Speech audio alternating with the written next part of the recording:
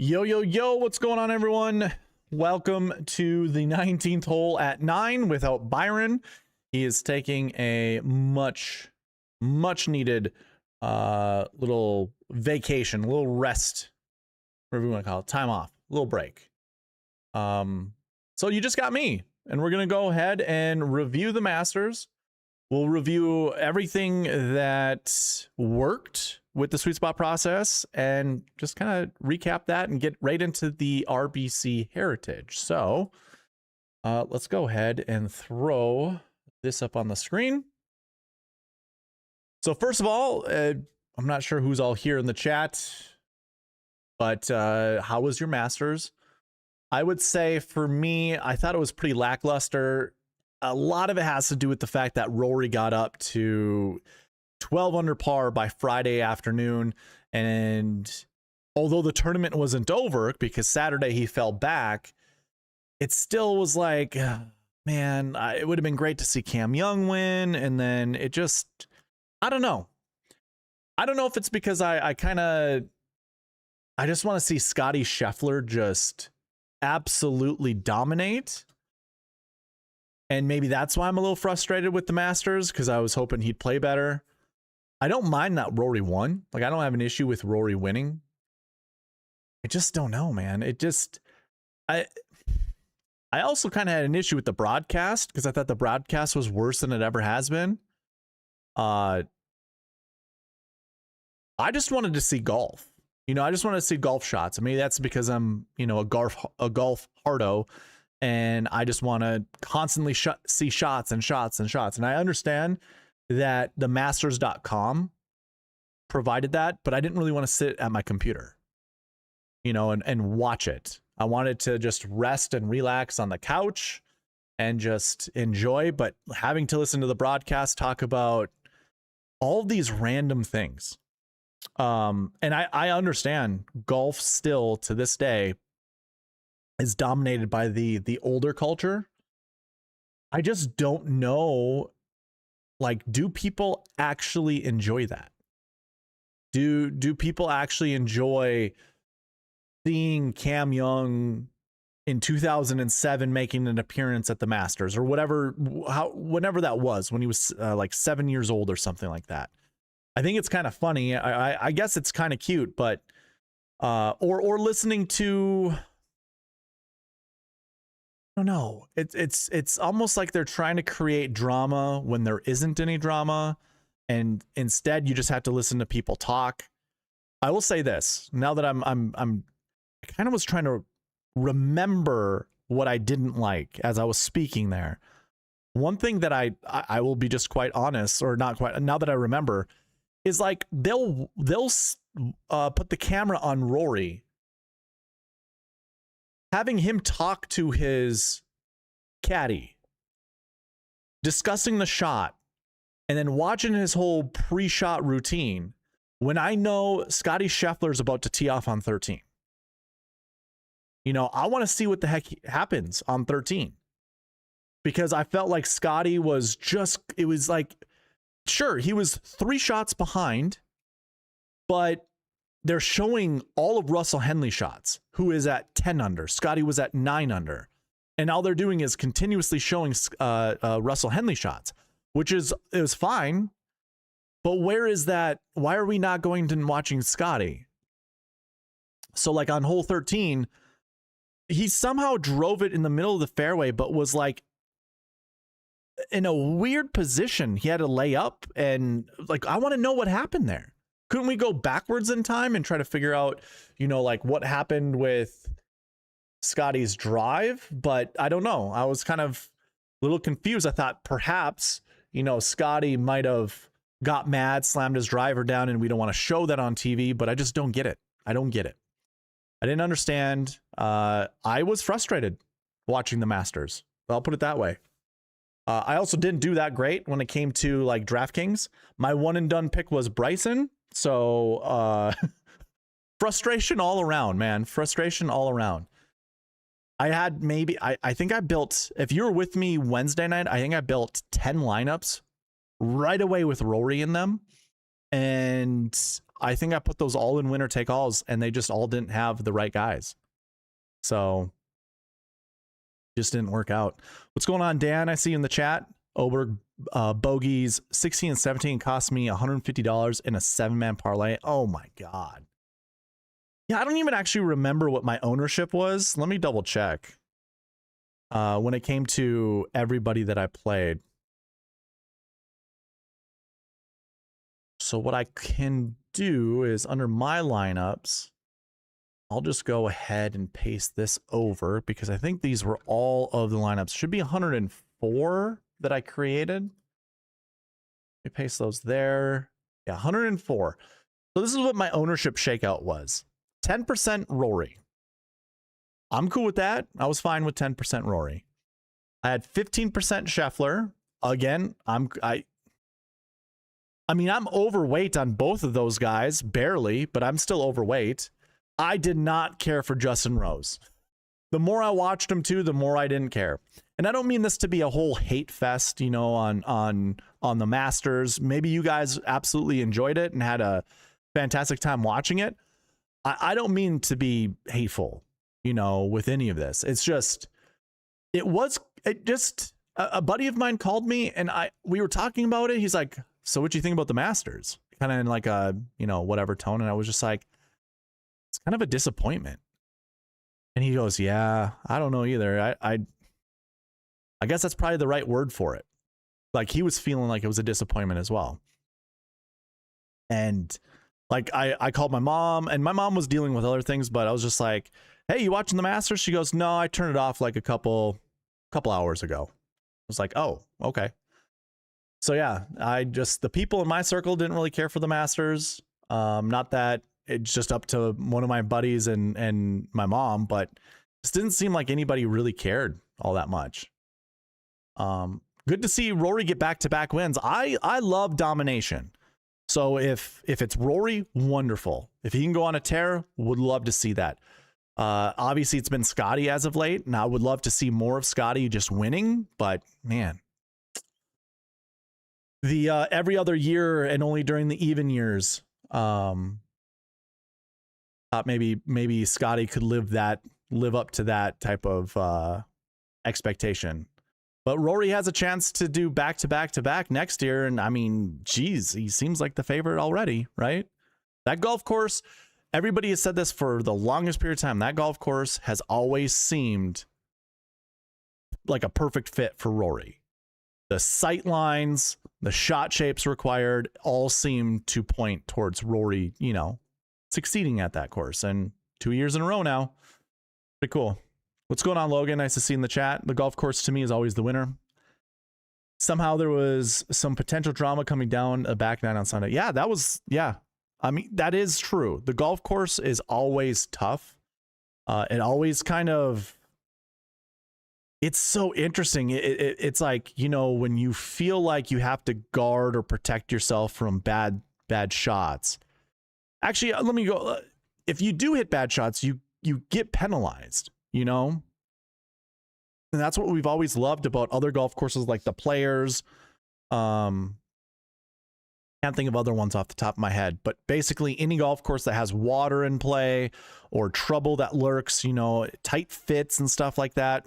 Those types of golf courses tend to always provide, you know, better scores. And it almost feels like maybe -9 to -12 is like the sweet spot of scores for good tournaments. It feels that way. You know, if we have a score that's somewhere around there, it's like everybody is alive. Doesn't matter if you're a short ball hitter or if you're, you know, a bomber. It's like everybody kind of comes close too. So yeah, I agree with you, Dan. I think the golf course is the winner, of course. Okay. Going through the exposures here. Russell Henley, I had 14.4%. Hatton, 5.8. Morikawa, 4.8. Cam Young, 18.3. I had a lot of ownership here in the top of scores, and this is sorted by DraftKings points. Had a lot of ownership up there. I just didn't have the right combinations of golfers. And I think most of the Rory lineups up there, I think a lot of them went Rory to Rose. I think that was what our GPP winner was. Yeah, it went Rory at 11.6, Justin Rose at 9,100, Tyrrell Hatton at 8,100, Burns and Homa at 7,000, and Brian Harmon at 6. The 10.98.776 won a GPP.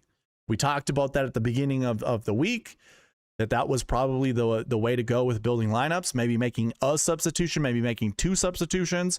10.98.776, undefeated. Not really undefeated, but, you know, super good.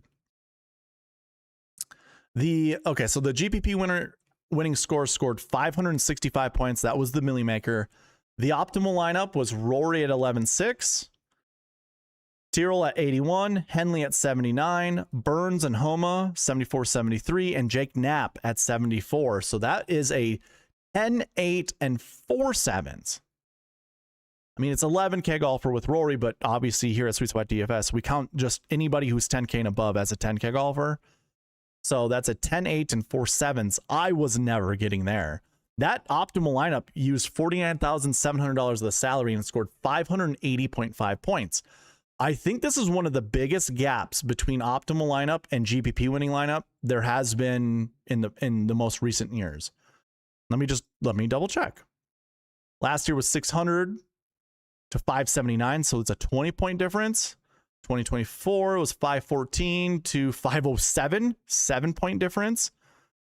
2023 was 577 to 542. So there's that 30-point difference. So yeah, I mean, 2 years where it was much closer than 2026.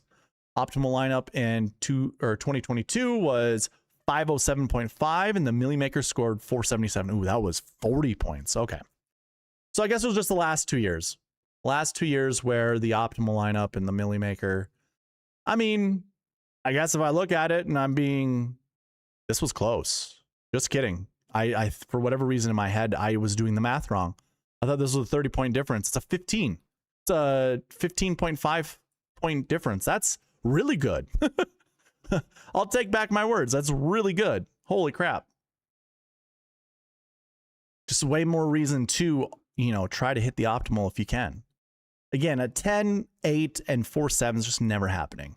Now, if you followed the sweet spot process the entire time, if you built, lineups using the optimizer, you could have got onto a lineup that scored 555 points. So that was 10 points behind the Millie.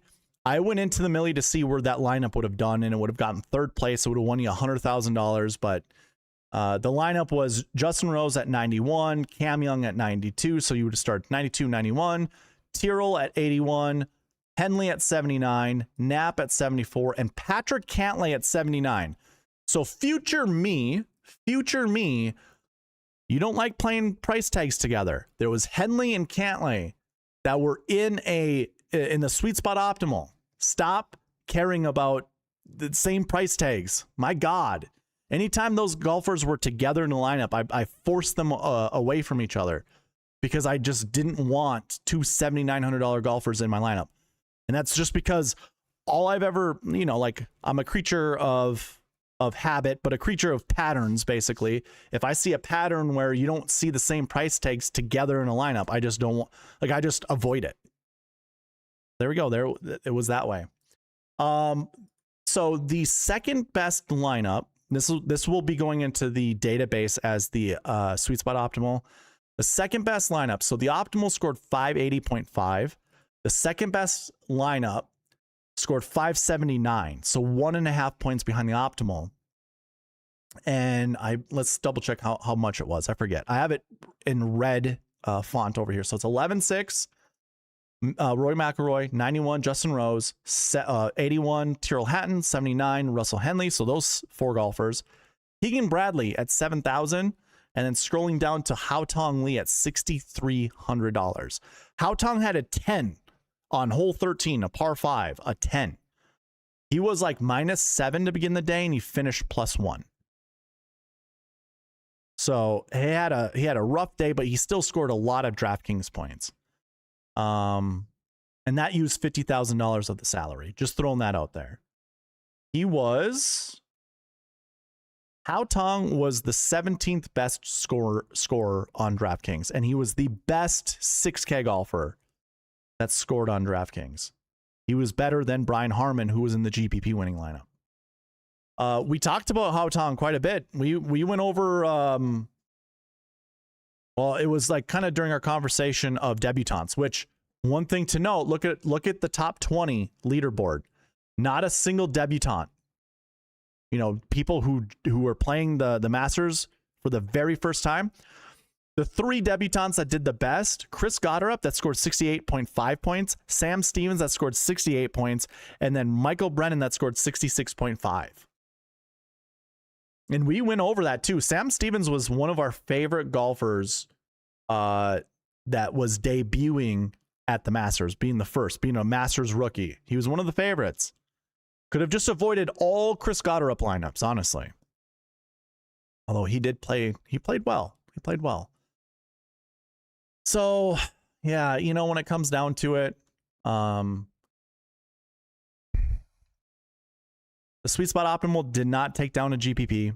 It wouldn't have, I should say, which is unfortunate. When I go to the bucket system and I look at this column of successes, this is looking at the projections that we had at the beginning of the week and trying to determine, you know, was that bucket successful or not? So I'm actually going to pull up, because when we went over the strategy video, or when I went over the bucket system video, I readjusted the projections based off of, you know, which golfers were actually in those buckets, and kind of made that, you know, maybe we should modify this if the golfers don't look that great, or if golfers in other buckets seem to be better to choose from, that would take away from golfer or from the, you know, projections from the other buckets. So I'm going to keep this up, or I'm going to flip between them. We have our first bucket that failed was the last year 2 bucket. Every single year we saw one inside the top 10. We've seen, you know, up to 3 in the optimal lineup, and we have an 81% frequency. That's looking at every year and how frequently it happens at least once. That's what the frequency means. So that's, you know, I think going back to 2013. So it's 13 years. I imagine that's 11 out of 13, or maybe it's 10 out of 13, you know, to get that 81.82%.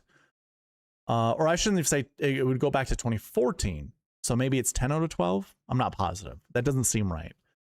Oh, no. Well, salaries go back to 2015. Salaries go back to 2015. So if I'm keeping track of just results dating back to 2015,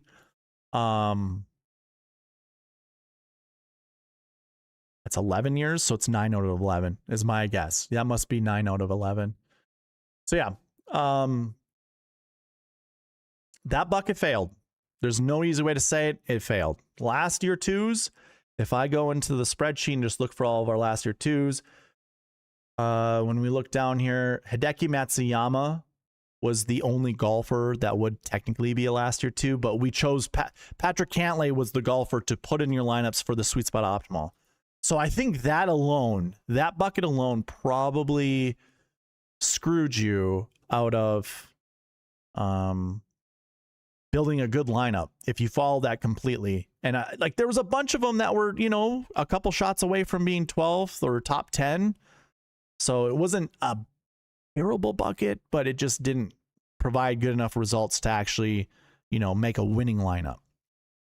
The next bucket after that, when we look, last year's 6s, this technically succeeded.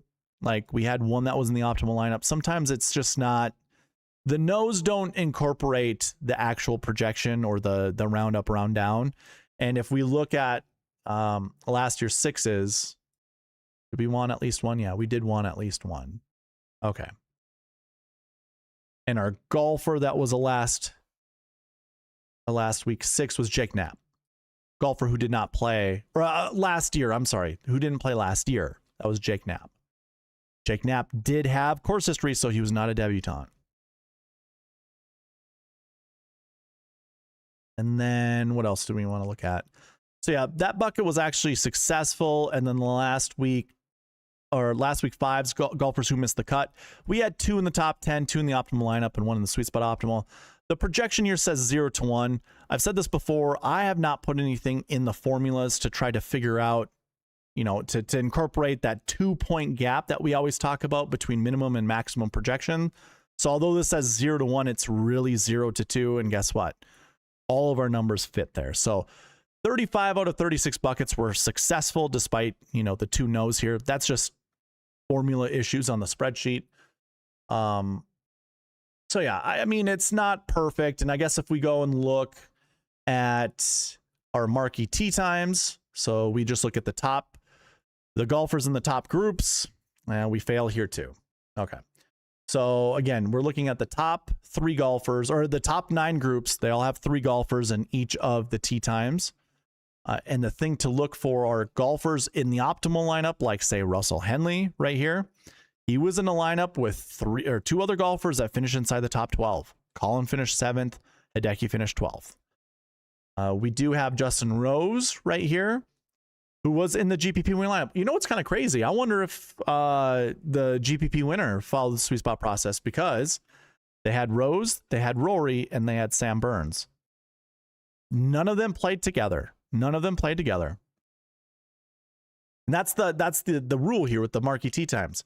You grab 2 to 4 golfers from the marquee tee times, the best 9 groups in the field, the best 9 tee times, or tee groups, or whatever we want to call them, starting groups in the field. And we don't want them playing together. That's the other one that is the big rule. Do not pair up golfers in the same groups together. The GPP winning lineup followed that. The Sweet Spot Optimal followed that, but not the optimal lineup. The optimal had Rory from Group 7, and then had Knapp as well as Sam Burns. 2 golfers there. So we had actually a total of 4 golfers in the optimal lineup that were in the marquee tee times, but 2 of those golfers did play together. So unfortunate there. But again, the GPP didn't have that guy. Didn't have those golfers. If I actually follow the Sweet Spot Optimal with the red lettering right here, 3 golfers were in the marquee tee times and they weren't playing together. So yeah, there's all of that.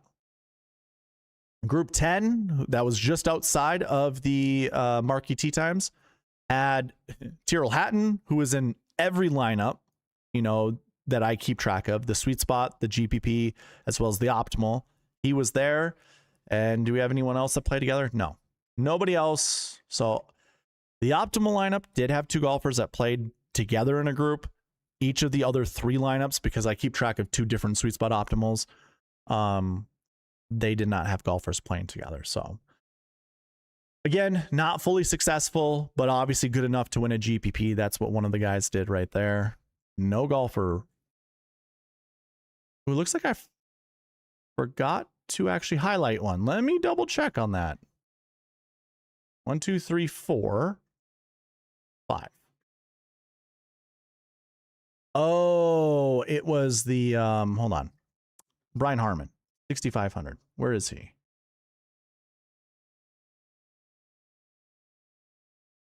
There he is, right there.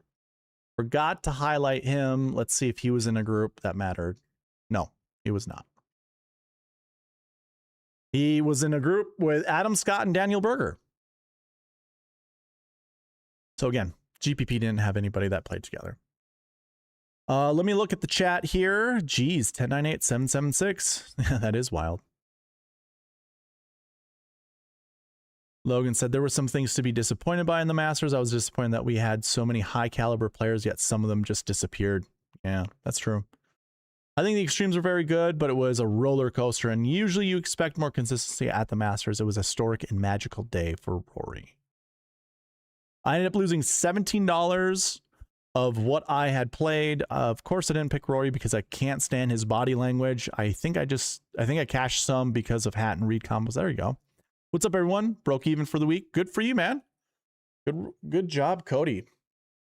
Yeah, I did not. I had some tickets that I had won from previous contests to go into the Millie Maker.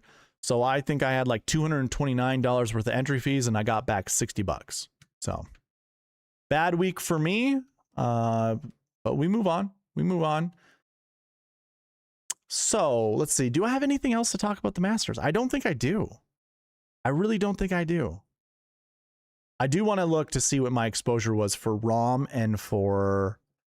I had 26% ROM, 22% Bryson. Okay, I thought I had more Bryson. I'm glad it was only 22. I had 22% Tommy Fleetwood.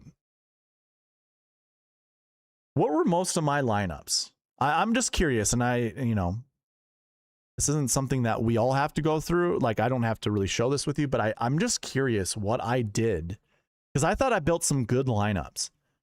And I did, like, I grouped these out by who I anchored my lineups around. I think this lineup must have been anchored around Rasmus Nygaard Peterson. Then I had some Tom McKibben lineups. So I was trying to play everyone at least once. And a lot of them I built, 3 lineups of. But it's like Scotty, Bryson, Ludwig, Rom, Xander, Scotty, Bryson, Scotty, Bryson, Scotty, Bryson, Ludwig. Okay, that's why. That's why. Again, with Scotty being as high priced as he was, he finished second, but there's just no way you were going to build a successful lineup with him to win any considerable amount of money. I think he scored 20 less points than Rory, and that's just too much, especially being $2,400 more expensive than Rory. You were just never going to have a super good lineup. Yeah, Rom, Xander, Scotty, Scotty, Bryson, Ludwig, Bryson, Rom, Scotty, Scotty, Bryson, Rom, Oberg, Cam Young. This one could have been good. JJ Spawn missed the cut. Was that Spawn lineups? Yeah, this is me just trying to get Spawn in there. Oh my God. Bryson, Rom, Bryson. There we go. With Wyndham Clark. So, I mean, Wyndham wasn't going to help you. Those lineups were just dead already. Bryson, Xander, Rom, Bryson, Rom. That sucks. And those were Max Homa lineups who turned it on Sunday. Oh my God. I need to watch these lineups better.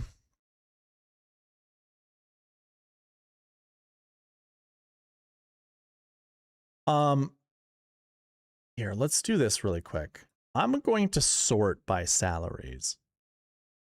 If you look, I think if we go, hold on. Can I put a filter on each one of these spreadsheets and it won't get weird? Okay, cool. I'm just going to throw this out there because I went over this a little bit. Oh my God, what the heck is this?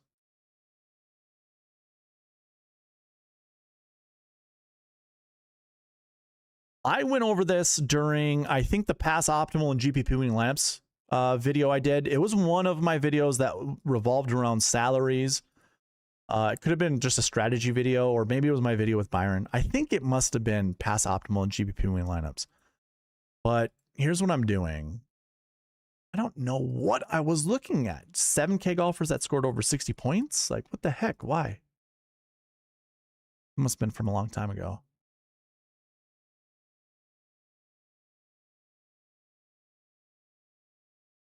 I bet you anything it was bucket combos, which I will be working on this week. I have some interesting news. Okay, so this is what I was going to get at. I'm going to sort all of this by most expensive golfer just to show you. This is something I was thinking about when I was building lineups, and it was like I wasn't sure if I really wanted to get there because Scotty being at 14,000 was such a difficult thing to get around. But look at this. I'm going to zoom in real close so you guys can see. I mean, this is as close as I can get, I think. Let me look. Ooh, I can get closer. All right. Look at this. Scotty and Rory, the two most expensive golfers, number 1 and number 2 on the leaderboard. 2025, Scotty and Rory. Now, Ludwig was the golfer that you wanted to play with Rory. The red lettering here would be your sweet spot optimal. But again, the top 2 salaries, one of them won the event. Go to 2024. Scotty won the event. Rom was just underneath him. So it's one of the top 2. 2023, Rom was the second most expensive golfer. But the reason this year was so much different than any of the other years is because of the $14,000 price tag. And it was 16 points. He was 16 points behind Rory, not 20. I thought it was 20. Last year was more palatable. You probably could have built some successful lineups with Scotty being at 12-4, being 4th place. What was he? Oh, he was the 5th or the 6th best score. Never mind. probably weren't going to be that successful. 2022. So now we went over 26, 25, 24, 23. This is 22. So 5 years. Most expensive golfer, Scottie Scheffler, won the event. Here's where it changes now. 2021. This is the Fall Masters.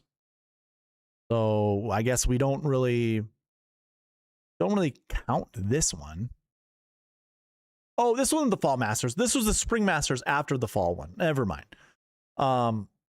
Rahm, how many points did he was what? The 8th best scorer? Yeah.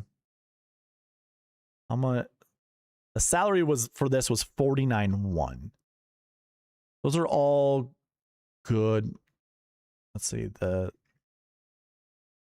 GPP scored 571.5. Can I build one with Rahm and it would be still good? Nah, because you would want Xander.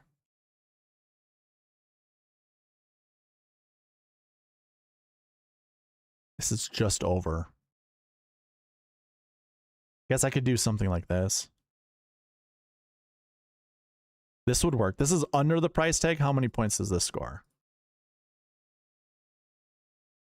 571. So no, you wouldn't have been able to beat the GPP with a ROM lineup. Oh wait, whoa. 571.5. What did I say that was?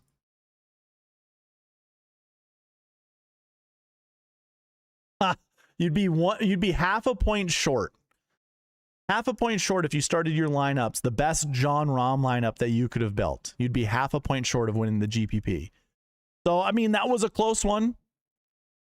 2020.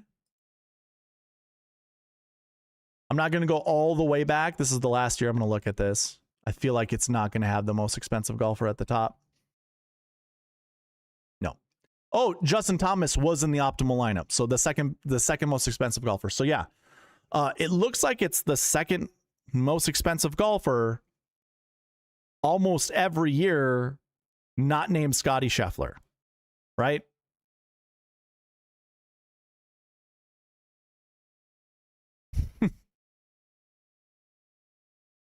All right. Yeah, that's something I'll remember for next year. Something I will remember for next year. At least, we'll see what it feels like when everyone comes into the event. So yeah.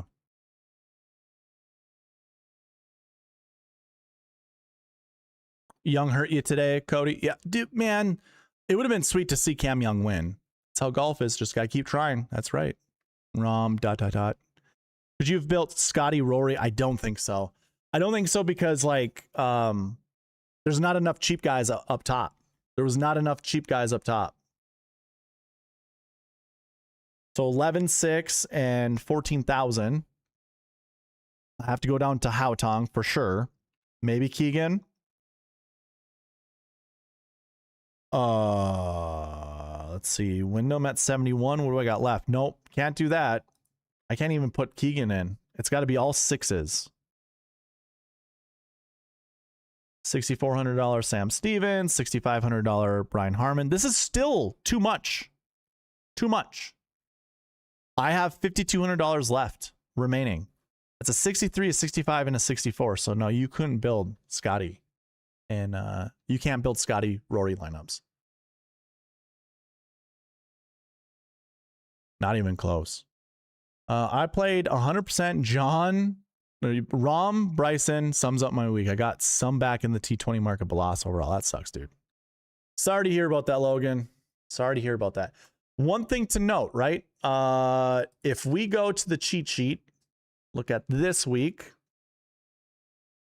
and we do our elite grouping, it was 38-38, right? For course history and recent form. 38. You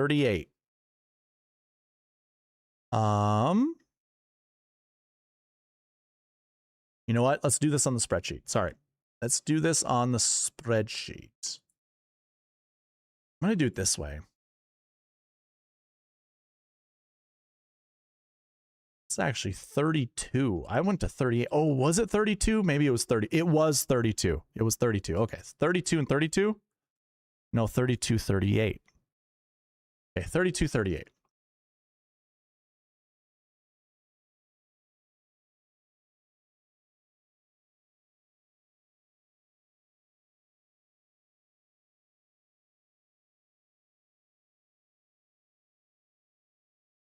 And this was our elite grouping. Nobody was in the Millie Maker lineup. Nobody was in the optimal lineup. Nobody was in the sweet spot optimal, so it didn't work out. Lots of green. Don't get me wrong. That was kind of what Byron and I were talking about when we went over the elite groupings. Is like when we looked, we were looking at how many top 10s there were. Scotty, Xander, and Colin, all inside the top 10. Scotty was inside the top 5. So it... I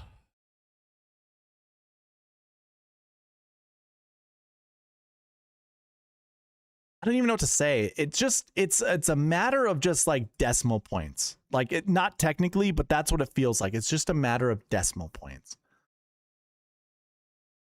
32-38. So Rory was outside of that recent form mark. I mean, hold on. No, he would be inside of it. Yeah, he would have been inside of it. There's something with the spreadsheets that I count withdraws as 90. So yeah, Rory was right here. And I don't have the results, you know, built in right here. But technically, we could include every one of these golfers except for the guys down here that have no course history, no recent form. So let's see. Can we eyeball this and see if we can find golfers that were in? I mean, Rory obviously was in the optimal lineup. So there's Rory in the optimal. Let's see, did we have Justin Rose up there at all? No Justin Rose. Did we have Russell Henley at $7,900? No Russell Henley. I don't think Sam Burns would have been up there. I don't think Jake Knapp or Max Homa would have been up there. We'll take a look. Nope.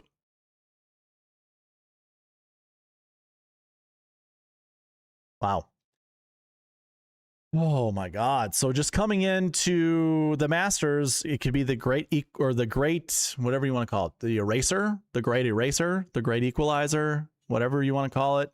You don't even have to come in with super good course history. You don't even have to come in with super good recent form. Like it's a mix and match. There's Rose with your course history angle. Cam Young, not such great finishes at Augusta, but coming in with the best recent form. Like, you got Scotty with good course history and good recent form. Now that recent form gets better. You know, he has a second place at the Masters now. Now it'll just get better. Morikawa obviously coming in with a back injury. Like, Morikawa should have been up there. Yeah, there's Colin. So we had Rory, we had Colin. Those were golfers that did well.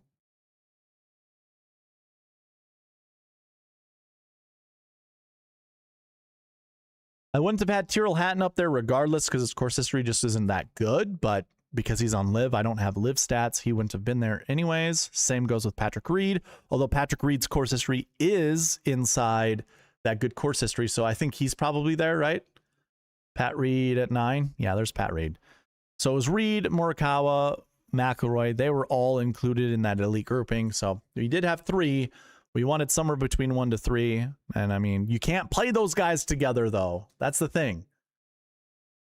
You couldn't play those guys together. It was just Rory, and that was it. You couldn't put Rory with Morikawa. You couldn't put Rory with Pat Reed. You couldn't do any of that.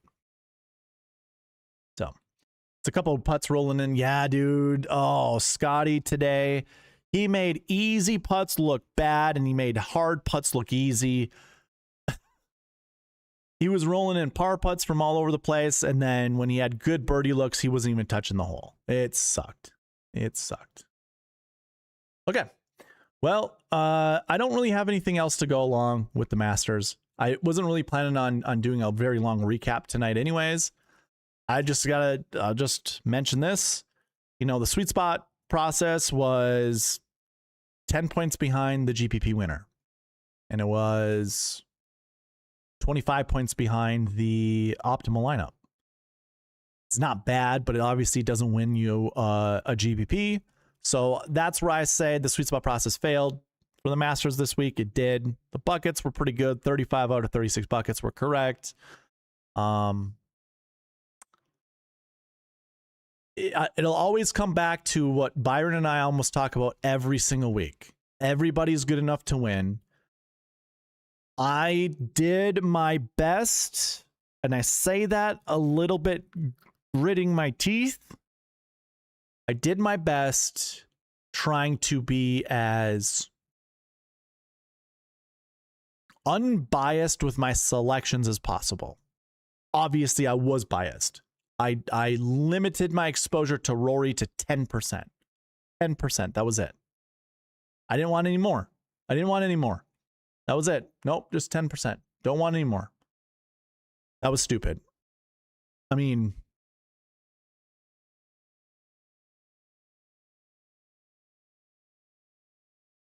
Liv is just one of those weird.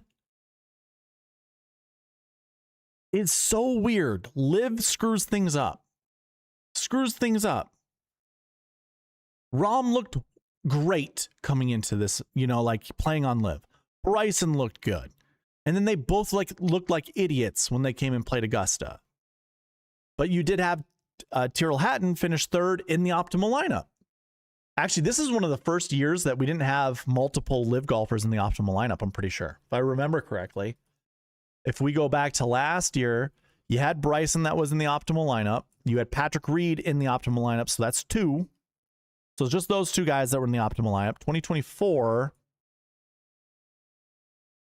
we had Bryson, and that was it. Yeah, it was Bryson, that's it. Cam Smith finished 6th place, though. Okay, just him. 2023, Rom did not yet go to Liv, but Brooks was at Liv. Phil was at Liv. Pat Reed was at Liv. Those 3 golfers were in the optimal lineup. You had also Yako down here. Joaquin Neiman, that is.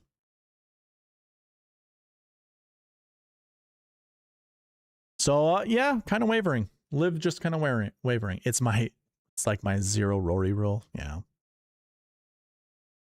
Okay.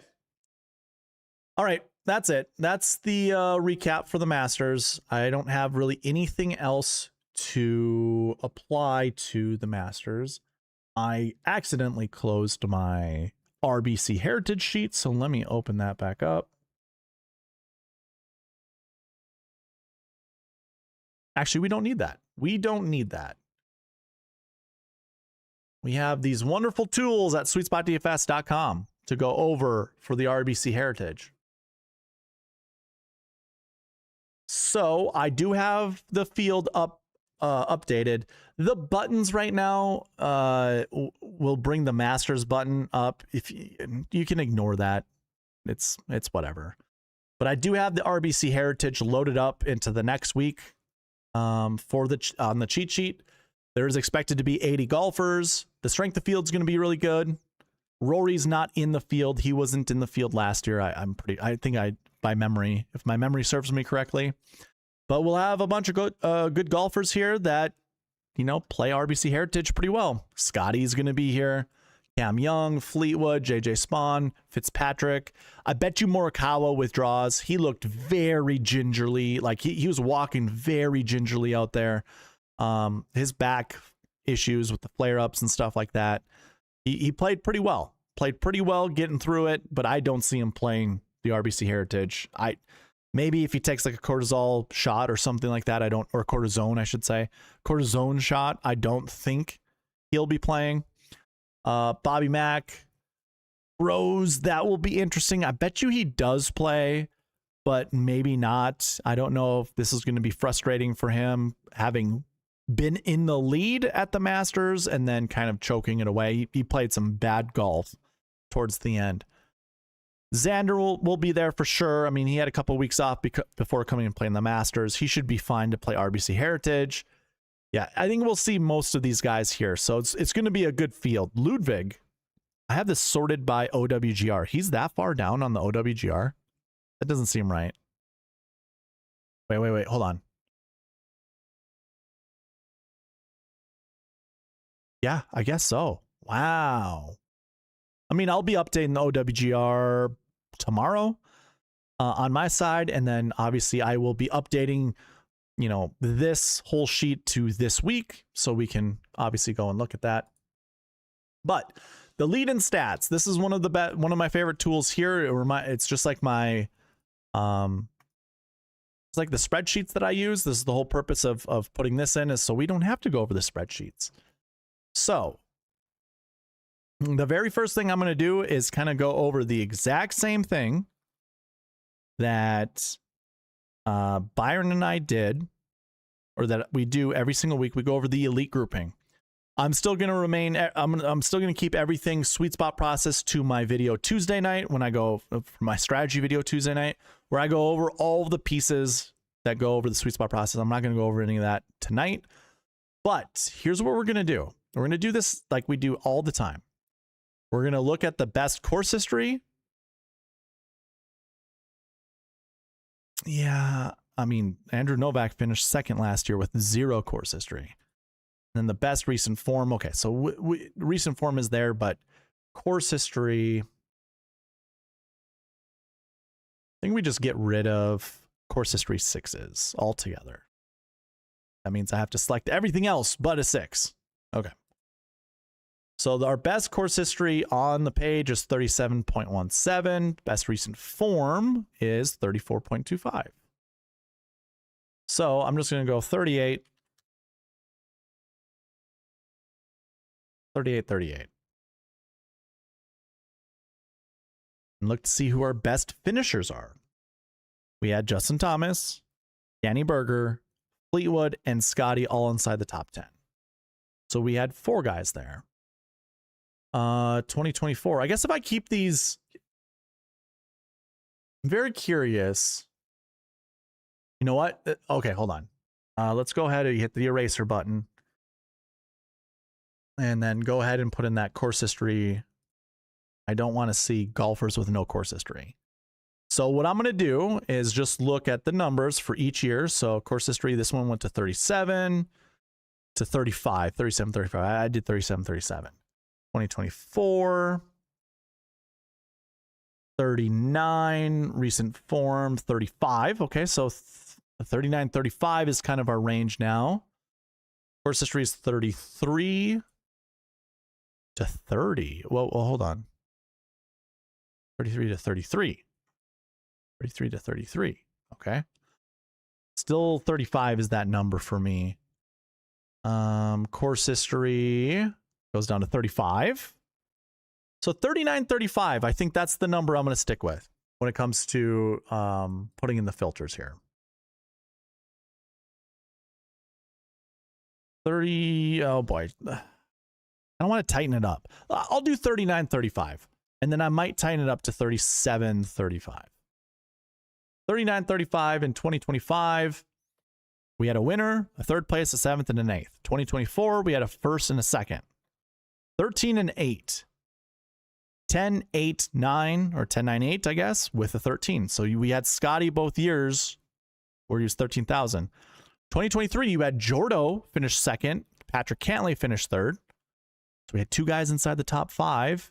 98, 78 in 2022. 2021, we just had 1 golfer out of 4. So not a lot of people following this. And we do have to remember the RBC Heritage did become a signature event, I want to say, in 2023. I think that's when the signature events happened. Let me double check that.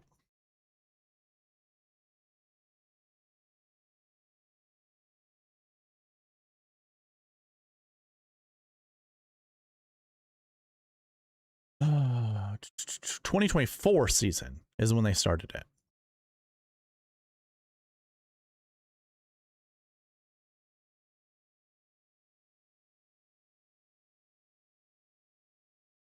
I'm just going to double check this with the season.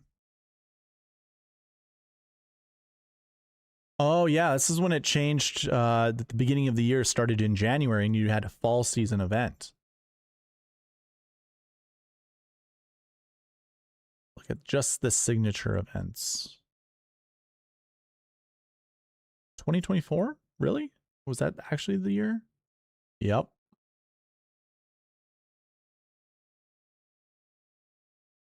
Hold on. It's spinning on me. Yep, that was when they did it. Okay, so 2024. I got to remember that. Got to put it in my head. 2024 is when they started signature events.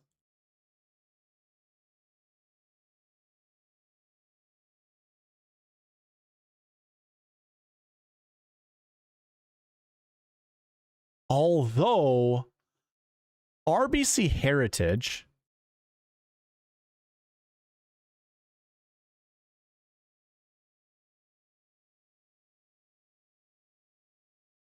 had a big purse in 2023 with Matt Fitzpatrick won. How many golfers were in the field in 2023? At 142. He won $3.6 million. How did that happen?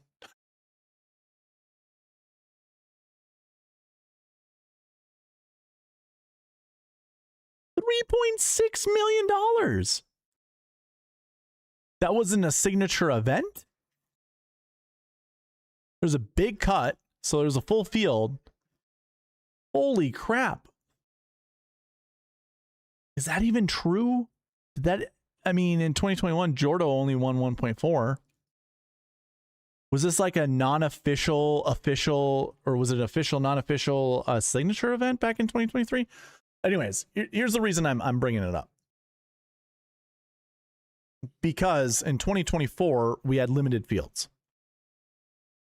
2023 and back, we're going to have full fields with a cut. We won't have a cut this year at the RBC Heritage, but you would have full fields with, like, going 2023 and further back with just really bad golfers in the field.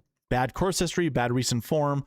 So when we get, you know, a little bit more narrow, where the course history and recent form conditions that I put on aren't really going to show up that much, you know, we won't have a lot of golfers, and some of the golfers are just going to be terrible. You know, 12 golfers here, one inside the top 10, 4 golfers here, one inside the top 10. That's a 25% rate, though. That's pretty good. 10 golfers, 2 inside the top 10. That is a 20% rate. 2023, 7 golfers, 2 inside the top 10, top 5. And the same thing here. So it's like a 25% rate if we continue following through on top 10s. Or even top 5s. I mean, we see really good results going all the way back. All the way. Okay. So we'll put those same conditions on. 39-35.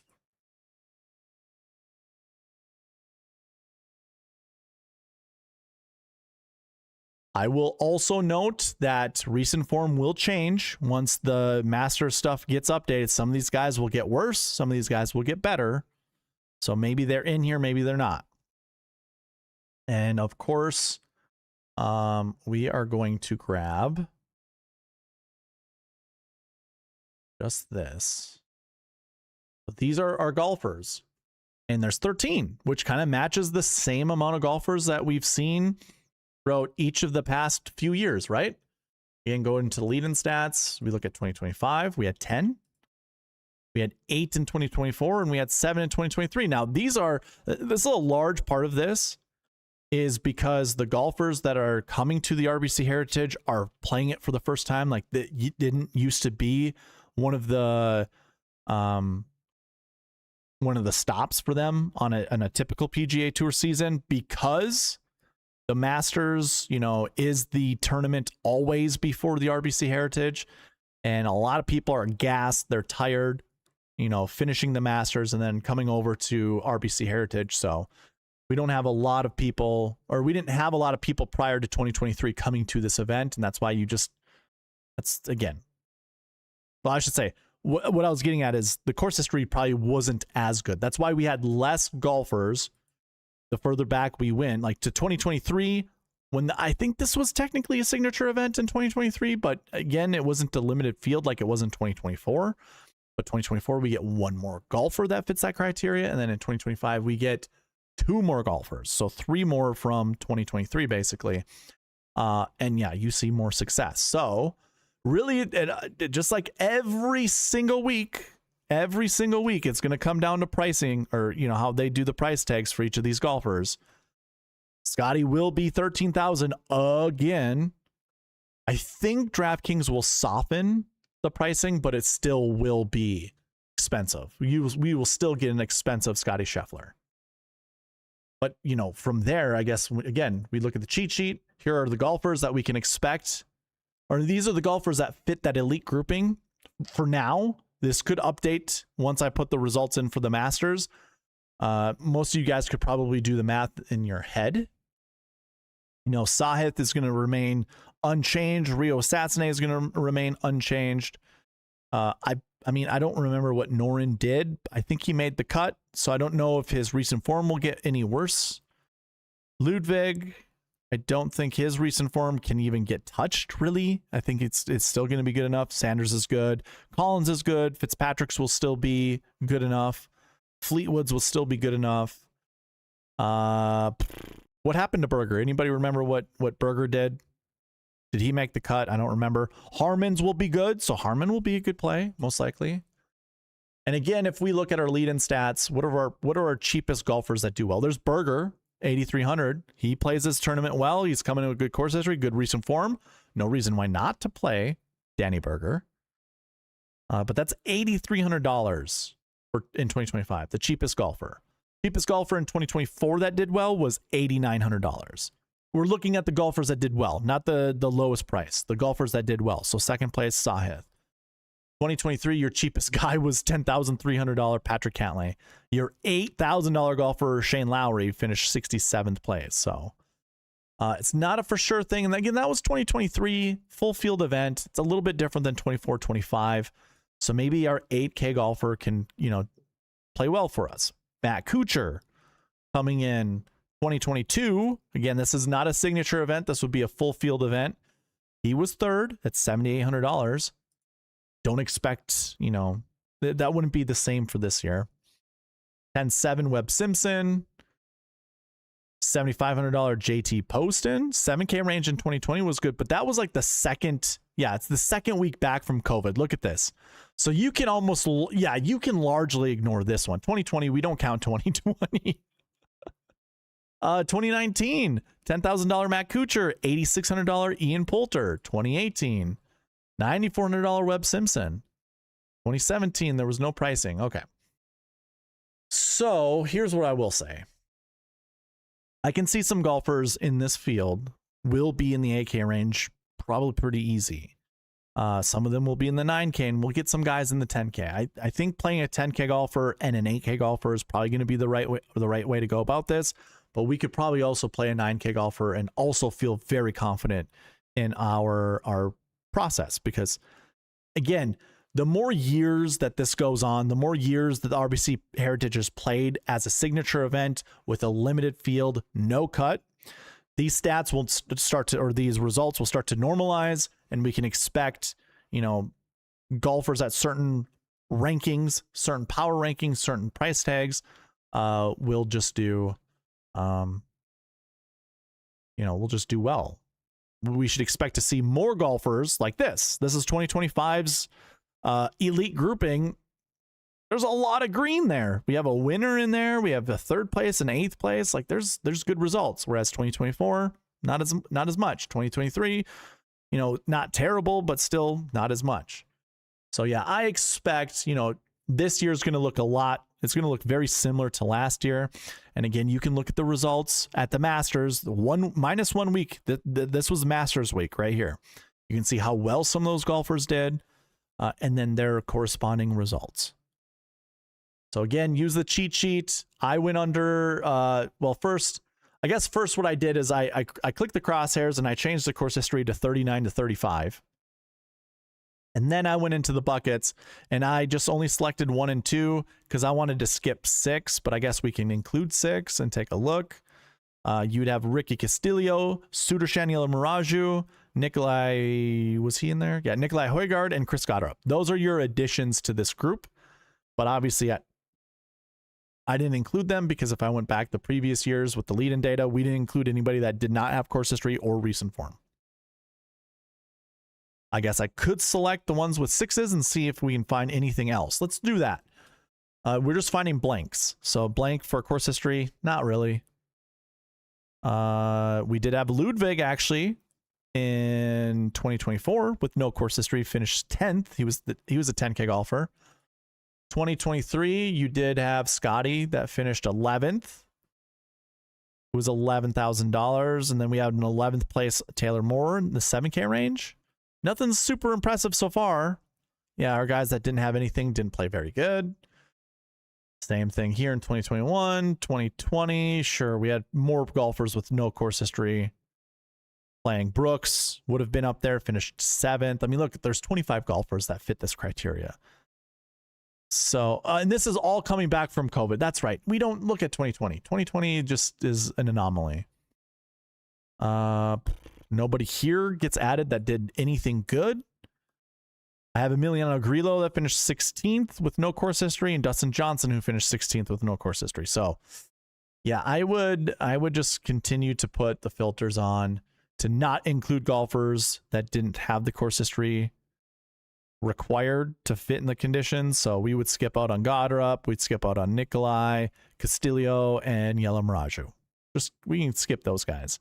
They can be in our pools elsewhere, but for our elite grouping, let's just keep it to the golfers that do have course history, that do have recent form, and these would be our elite grouping golfers right here. As of Sunday night. Monday, it might get updated. I mean, we kind of just went over the golfers and how they played at the Masters, so chances are these will still be your groupings, but perhaps other golfers might, find their way inside here based off of how well they performed at the Masters. They have good course history. I guess let's take a look at those golfers. I'm just going to hit the eraser, go to next week. Are there golfers whose recent form might get better who's playing in the Masters? We want it better than 35. So Henley's, no, his course history is not good enough. Baraka, not good enough. And he's he won't be up there. Hovland won't be. Kim won't be. Burns will be. Sam Burns, his name will actually be included into that elite grouping now. Paul, no. JT, what did JT finish? 8th? No. That's a different year I was thinking of. Oh, JT didn't play that great. 41st, yeah. So that's not going to get any better. JT's won't get any better. Cantlay will move up. He will, ooh, that's close. 35? Do we think that will be a 35? Cantlay finished 12. So if we do our math here for Cantlay, 12 plus 7 is 19. Plus 32 is 41. 41 plus 85 is 126. We divide that by 4, right? 19. No, it's 51, not 41. 51. 1951. Then it's 136. Divide that by 4.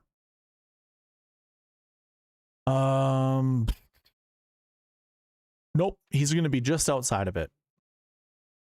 Pretty sure. Let me look. Calculator. 12 plus 7 plus 32 plus 85 divided by 4. That's 34. He'll be inside.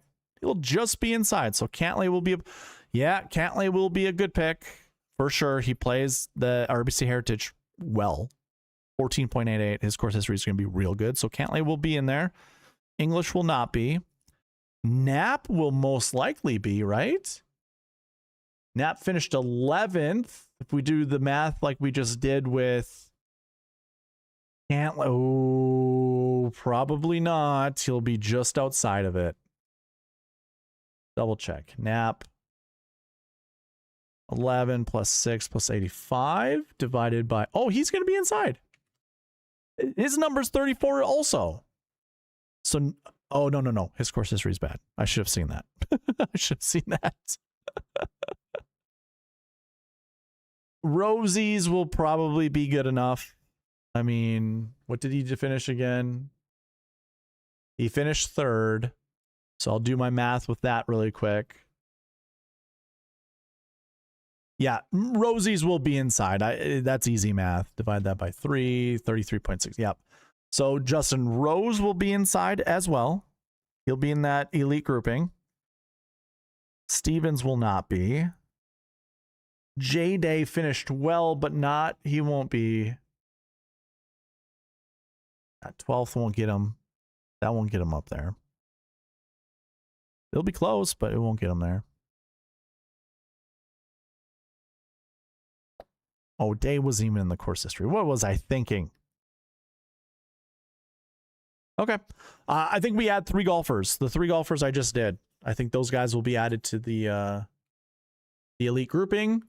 And we can expect probably up to 3. I think that the golden number is 1 to 3 golfers from the elite grouping that you want in your player pools. So looking forward to that.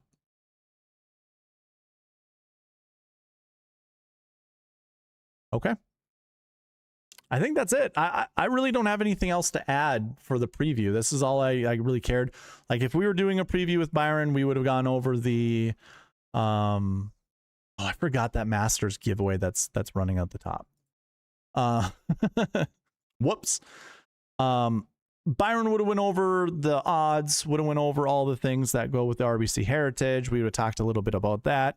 We would have recapped how well we did, but you know, since it's a solo mission, I think this is just fine. Joanne, nice to see you. Let's see if it wasn't a signature event until all the live PGA mess. That's right. That's right. Rory probably plays the least amount of tournaments all year out of every golfer. He's kind of earned it. Kind of earned it. Morikawa was 100%. He would have won. That's bold. I'm not sure about that. Kawa looked broke down, but also impressive. It was very impressive for sure. Of course, Rory is in the field. He also doesn't like Texas. Yeah. Yeah. Razor, good evening to you as well. I got nothing else to add. So I will be working on the website pretty hard in the upcoming weeks. I accepted a new position at a job. So I have 2 weeks off. I gave my notice Friday. Didn't give a 2-week notice, which I feel kind of bad about, but at the same time, it was kind of a foreseen thing that both me and the company saw. We didn't really see eye to eye. Let's put it that way. So I will have 2 weeks off, which means I'm going to be working hard on updating all of the players, getting all that player information done so I can create a player profile page to the website. Once I have that completed, it will just be absolute magic moving forward. I want to get bucket combos in there. So yeah, I'm going to try to work really hard to getting all that stuff done, getting the website just, you know, looking really good before I start my new job.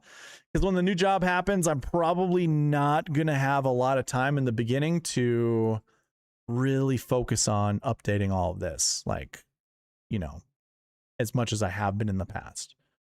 So yeah, that's kind of like the last little piece I need to add. Look at that sub goal. Look at that. We're so close already. If I do my math correct, I think we only need 13 new subscribers in order to get the sub goal. It's insane. All right, guys, reach out to me at sweetspotdfs@gmail.com. That'll come across the board or the screen here in like 2 seconds. Reach me there if you need me. Otherwise, that's it, man. That's all that I have for you guys. Thank you for being here for this preview and recap of the Masters, preview of the RBC Heritage. I will see you in the next one. All right, bye.